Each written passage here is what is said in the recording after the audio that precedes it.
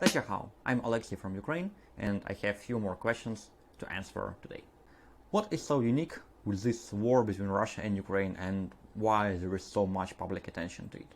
In fact, probably this is first or one of first wars in the modern history when an authoritarian country with authoritarian government attacked a democratic country and started actively killing people who resist this. I cannot think about any other example of a situation like this, except probably Russian invasion to Georgia in 2008. And this is what basically makes it so unique and so standing out. Here it's very, very important to emphasize that Ukraine is a young but definitely democratic country. We have real elections. We elect all our government and our president, and our political forces, they change all the time. We have like complete freedom of speech. Even the parliament hearings right now in Ukraine, well, I'm talking about the time before the war, are public, meaning that if you want to attend them, you can do it. At the same time, Russia, modern Russia, is unfortunately a purely authoritarian country. Putin either imprisoned or killed his major political opponents, so they don't have real elections, they don't have any freedom of speech, they don't have any real competition. It's much easier for an authoritarian country to build large military and start a war. Why? Because the government in an authoritarian country controls everything, and they can use the mass media to convince people that maybe they create an illusion that their country is totally surrounded by enemies, and this is why they need to build a very big army to protect themselves, and then they need to attack another country to protect themselves, and all this bullshit. Basically, with all this control over the country resources, you can direct them to building army instead of building healthcare, technology, education, or something alike. After the World War II, it became very obvious that if you want to build a democratic society, if you want to build a democratic country, particularly a small one, you need to make allies in order to protect themselves. It's very easy for a large authoritarian country to eat a smaller democratic country because they will always have this advantage of having total control of everything and just having their military much easier to build. When the war started, during the first days of this open war, and there were certain concerns that Ukraine is not a real democracy.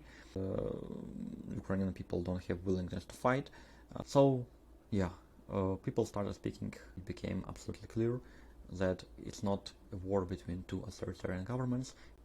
The Russian authoritarian government tries to conquer another country by fighting with Ukrainian people, by killing Ukrainian people, and as a result it resonated in hearts and minds of other people who live in democratic countries and who already managed to build their democratic societies. I received another question about the language that Zelensky speaks. Why sometimes he speaks Ukrainian and sometimes he speaks Russian. Zelensky comes from a Russian-speaking family, just like me, and it's very, very common in Ukraine because during the USSR all education was in Russian. This is why so many families in big cities speak Russian as their primary language. He could barely speak Ukrainian before he was elected the president. And now he uses both languages. He uses Ukrainian when he talks to Ukrainian people, and he uses Russian when he's addressing Russians. Oh, your President Zelensky is so brave. Why he didn't just run away?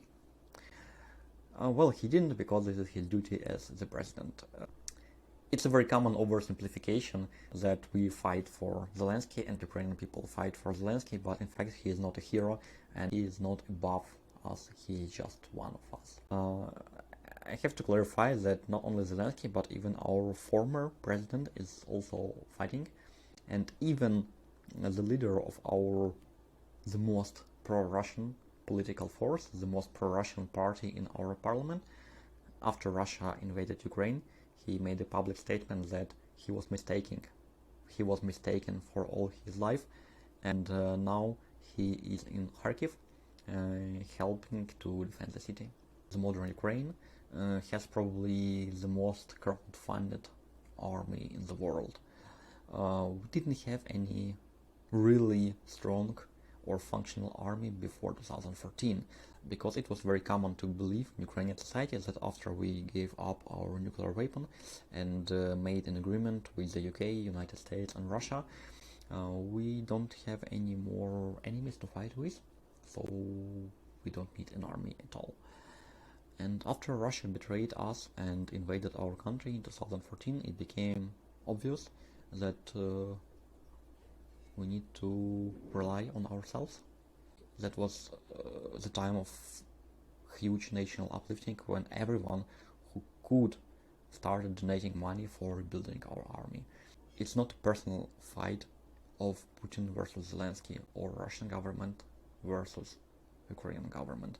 It's a fight of Putin and his army with all Ukrainian nation. We fight back because we defend our country.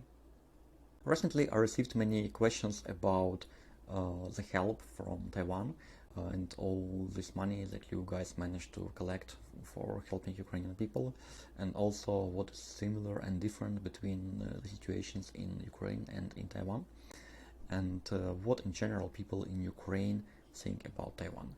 I want to assure you that I hear all these questions, and it's a very, very good topic to talk about it, so let's talk about this next time. Thank you, see you next time, and let me know if you have any more questions to answer.